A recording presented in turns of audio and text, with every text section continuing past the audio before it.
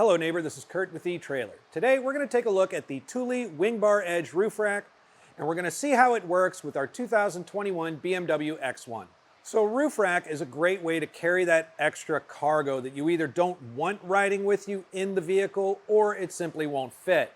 The X1 has a decent amount of cargo space back here, but not a whole lot. And if you've got like 4 passengers in the car on your trip, that's not going to leave a lot of room in there for any of the extra luggage and things like that. That's where something on your roof rack can come in really handy, like a cargo basket or a cargo box. But you also have the opportunity up here to carry things like a ski and snowboard carrier, a bike carrier, a kayak carrier, all manner of things that could go up on your roof. So the Thule Edge is a flush mount roof rack. And what that means is that our crossbars are going to dead end into our towers. It's not going to overhang at all. And while it does provide a much cleaner look overall, I think, it does force you to kind of put your accessories toward the middle of the vehicle, and it doesn't really leave you any opportunity to put too many accessories side by side. So with that in mind, it can accommodate your clamp-mounted accessories, and through this T-track up here at the top, it can accommodate your track-mounted accessories as well. It is an arrow-shaped bar, which means it's wider in the front, narrow in the back, more of an oval shape. And what that's going to end up providing for you is a much more aerodynamic crossbar. So this is going to be a lot less noisy than a traditional square or round bar. So the weight capacity on the Thule WingBar Edge is 165 pounds. However, you always want to double check your owner's manual to make sure of the vehicle's rooftop capacity. If it's less than 165 pounds, then that's going to be your weight limit. Now, we had talked a little bit about going into how it fits on our X1. So let's go up on the roof and take a few measurements and see how it fits. So with the crossbar dead ending into the tower, let's first take a measurement of how much bar space we actually have to work with up here. And this is going to end up providing us with 34¼ inches here in the front and 32¾ inches here in the back. So that's going to be mainly what you're going to be able to use, that 32 inches that we have back here. And the reason there's a difference in bar space in our front bar and in our back bar is that the rails up here actually kind of slope in toward each other as you get to the back of the vehicle. So you got a little over 32 inches of bar space that you can work with. The next thing we're going to look into is our crossbar spread, and that is how far apart our crossbars are. So from the center of one of our T-tracks to the center of the next, we've got a crossbar spread of just a hair over 28 inches. And that for me is perfect. Every rooftop accessory has a minimum and a maximum crossbar spread that it can work with. And generally those numbers lie anywhere in between 25 and 32 inches. So at 28 inches, I'm pretty happy because that means that there are going to be a lot of accessories that fit on my setup. One of the other things that we have to consider is this sunroof up here. We wanted to make sure that we had our crossbars placed in a good spot to interfere as little as possible with our sunroof and to make sure that it was going to clear it in the front and the back when we want to open and close it. And the way that we have it set up here is so that, one, if you want to ride with your sunroof open, you know, this is going to like interfere as little as possible. It ought to be just directly above your head. This bar we wanted to make sure that we placed with a little bit of clearance for when the sunroof is open back here. That way we'd have the best chance of clearance with our clamp mounted accessories that would go around the bar. So let's just take a few measurements and see how much clearance that ends up being. So underneath your bar, you're going to have about 2¼ inches of space underneath here to work with. And with the sunroof open, that drops to about 3/4 inch. And we have this mounted about an inch back from the edge of our open sunroof. So just to give you an idea of the way that we have this set up, that's about what we're looking at. Now, we'll talk about it as we show you how to install it, but with these rails, you're really kind of free to move these bars around anywhere you want. However, keep in mind that it does taper toward the back of the vehicle. The further back you go, the less bar space you'll have to work with. And you don't want to move it up too far apart either, because there is a bit of a height difference in the rails here. You can see how it kind of starts high and then it goes low as it gets toward the back. You don't want to have them in a position to where one bar is that much higher than the other, especially because if you load it up that way, say you have a really long cargo box up here, it's going to be kind of sitting like this, and that's not going to be all that great for wind resistance. So just bear those kind of things in mind. But we're going to go over all of that when we look at the installation of it. So stick around, we'll show you exactly how we got these up on our X1. So as we begin our installation process, there's really only two tools that you're going to need. One is provided to you from Thule. It's this tool right here. And the other would be a measuring tape. And we're going to go ahead and start with our tower assembly. Now, the tower assembly, we have our driver's side already assembled, and what we'll be doing is basically getting our clamps assembled along with our rubber foot pad and getting it all put together on the tower. So we're going to go ahead and show you how to do that with the passenger side. So we're going to start by removing our tower cover.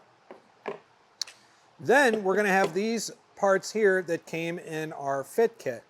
And Thule was nice enough to label them for us in order in which they go. You'll see this part stamped A, B, and C. So we're going to start with part A. We're going to thread that bolt through the hole there and make sure these tabs are outside going above just like so. Then we're going to go ahead and turn it over, and we're going to get our foot pad on. You can see how these tabs are going to line up here, and it'll go right in. What you want to make sure of, though, is that this back clip is coming out and around the back of that pad. We're just going to compress that down into place, make sure it's good and flush on there. Finally, we're going to take part C, which is our outer clamp, thread it through here, and we'll get it lined up with that bolt. We're going to take this piece here and thread that on as well. Now I'm just going to thread it on loosely so that it catches. I don't want to tighten it down too much because I want as much of this to be able to open as I can while we're getting it mounted up onto our rails. Now the next step is going to be to put our bar onto our tower, and to do that we're going to go ahead and line it up. Now when you're lining up your tower, you'll notice that this end of the casing is wider in the back than in the front. This is going to go on the narrower end, or the blade end, of your crossbar. But we're going to go ahead and insert it in there just like that, and it's going to stop us here with this tab. So what we're going to do is to press that down and bring our bar in. It does take a little bit of muscle to do this. And once that tab clicks into the hole right here, it's going to lock in place, and we're going to be able to maneuver our towers in and out. This is going to be the same process of inserting our tower on the driver's side. All right, after our towers are attached to the bar, we're going to go ahead and add our weather stripping. Now you're going to have to separate this out of the box, just like so. And what you're going to find is you're going to find one of them has these arrows marked on them, and the other one's just going to be plain. The one with the arrows needs to be facing forward on the bar. So the wider end of the bar, that is where it's going to go, right into this slot here. It's going to be cut slightly longer than the bar, but that's okay. Any excess is going to be inside of the tower anyway. You're really not going to see it, but we're just going to press this in all the way down. And once you have that one in, go ahead and do the one on the back side of the bar. Same application. So now we're ready to get it up on our roof. If you got a friend to help line it up on the other side, that's great. If you don't, use a step ladder, or if you're tall enough, just go ahead and kind of reach right across. But what I'm trying to do is just gently kind of lay it up there around that rail, get it kind of resting on there as much as I can. Over here on this side, I'm going to go ahead and make sure it goes around it, and that my foot pad is kind of sitting right on that rail, just like that. I'm going to go ahead and line up my other side. So let's talk a little bit about bar placement. Now on these flush rails, there really are no fixed mounting points, so you're really kind of free to be able to maneuver these really anywhere that you want. However, I think there is a pretty smart way to do this. When we installed our front bar, what I ended up doing was lining it up with this door seam right here. So you can see that bolt is centered right above this door seam. The reason that I wanted to put it in this section right here and not further up is if you were going to access your sunroof, I just wanted it to be as out of the way as it possibly could be. My second setup is going to be pretty much right above the door seam in the back. I'm going to go ahead and measure that bolt to bolt right now. And I'm going to come up with right at 28 inches. Now, one, that's a good crossbar spread for accessories to go up on. But two, I wanted it to be in an area where, without use of a stool or a small ladder or anything like that, right here in the threshold of my second row, I can get up pretty much right in between the bars. So whatever accessory I have up here, I'm not going to have any issue being able to get up here and load and unload it. This puts everything in a pretty convenient spot. But even though we have kind of a marking spot here on the vehicle as far as the placement goes, I'm going to make sure on the driver's side that I have the exact same measurement of 28 inches bolt to bolt. That way I can ensure that my bars are going to be perfectly parallel with each other and therefore be able to be loaded up safely.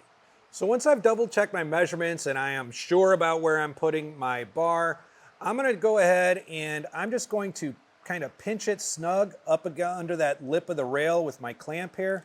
And I'm going to hand tighten this bolt in just like so. Now I've already done this over on the driver's side. And the reason I want to do this is I want to make sure that I've got a good snug hold on it for when I really start tightening it, because I don't want to accidentally over tighten one side and knock the other side out of place. So once I've got this good and snug, I'm going to go ahead and grab the provided Thule tool, and I'm going to use that to kind of tighten it up even more. Now what I'm going to do is kind of give it a couple of good turns here till I feel it start getting kind of tight, and then I'm going to go over to the other side and I'm going to do the same thing. For the reason that I previously stated, I don't want to completely over tighten one side and risk knocking the other side out of place. So I'm just getting it down to where, you know, I almost have to really kind of push to get it any tighter. And I'm just going to alternate back and forth until they're tightened down completely. Now, this is a torquing tool, so we're going to get a good loud audible click when it's tightened down completely. Just like so. We're going to make sure it does that over on the driver's side as well. Now the last step of our installation is going to be to replace our tower cover, but before we do that, I just wanted to talk to you a little bit about the lock core. You're going to be provided with these plastic lock cores out of the box. These can be operated with like a small coin like a dime, or more commonly like a flathead screwdriver. And they are going to keep your tower covers on here. However, it's not the most secure way to do it. Thule has what they call their one key system. And what that means is you could purchase keys and lock cores that are all going to be keyed alike, so you can get one for each tower. And if you have some Thule accessories, you even have the opportunity to get them keyed alike to that accessory. That way you won't have to have multiple Thule keys on your ring.